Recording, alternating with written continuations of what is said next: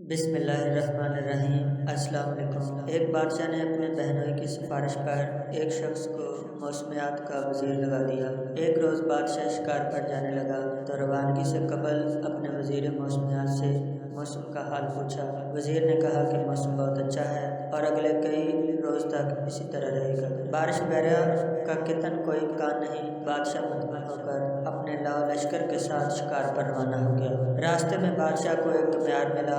اس نے کہا، حضور آپ کا اقبال بلند ہو، آپ اس موسم میں کہاں جا رہے ہیں؟ بادشاہ نے کہا، شکار پر۔ کمیار کہنے لگا، حضور موسم کچھ ہی دیر بعد خراب ہونے اور بارش کے امکانات بہت زیادہ ہیں۔ بادشاہ نے کہا، ابے او برتن بنا کر گدھے پر لادنے والے، تم کیا جانے موسم کیا ہے؟ میرے وزیر نے بتایا ہے کہ موسم نہایت خوشگوار ہے اور شکار کے لیے بہت موزوں، اور تم کہہ رہے ہو کہ بارش ہونے والی ہے۔ پھر بادشاہ نے ایک مصاحب کو حکم دیا کہ اس پر کہ چھوڑنے والے کمیار کو 2 جوتے مارے جائیں۔ بادشاہ کے حکم پر فوری عمل ہوا اور کمیار کو 2 جوتے نگد مار کر بادشاہ شکار کے لیے جنگل میں داخل ہو گیا۔ ابھی تھوڑی ہی دیر گزری تھی کہ گٹاٹو بادل چھا گئے۔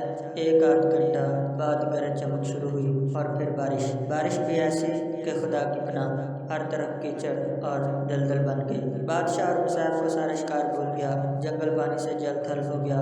ایسے میں خواب شکار ہوتا بادشاہ نے واپسی کا سفر شروع کیا اور برے حالوں میں واپس محل پہنچا۔ واپس آ کر اس نے 2 کام کیے۔ پہلا یہ کہ وزیر موسمیات کو برطرف کیا اور دوسرا یہ کہ کمیار کو دربار میں طلب کیا، اس سے انعامات سے نوازا اور وزیر موسمیات بننے کی پیشکش کی۔ کمیار ہاتھ جوڑ کر کہنے لگا، حضور کہاں میں جاہل اور ان پڑھ شخص اور کہاں سلطنت کی وزارت، مجھے تو صرف برتن بنا کر بھٹی میں پکانے اور گدھے پر لاد کر بازار میں فروخت کرنے کے علاوہ کوئی کام نہیں آتا۔ مجھے موسم کا رتی برابر پتہ نہیں۔ ہاں البتہ یہ ہے کہ جب میرا گدھا اپنے کان ڈھیلے کر کے نیچے لٹکائے تو اس کا مطلب ہے کہ بارش ضرور ہوگی۔ یہ میرا تجربہ ہے اور کبھی بھی میرے گدھے کی یہ پیش کوئی غلط ثابت نہیں ہوئی۔ یہ سن کر بادشاہ نے تاریخی فیصلہ سناتے ہوئے کمیار کے گدھے کو اپنا وزیر موسمیات مقرر کر دیا۔ مورخ کا کہنا ہے کہ گدھوں کو وزیر بنانے کی ابتدا۔ خدا حافظ۔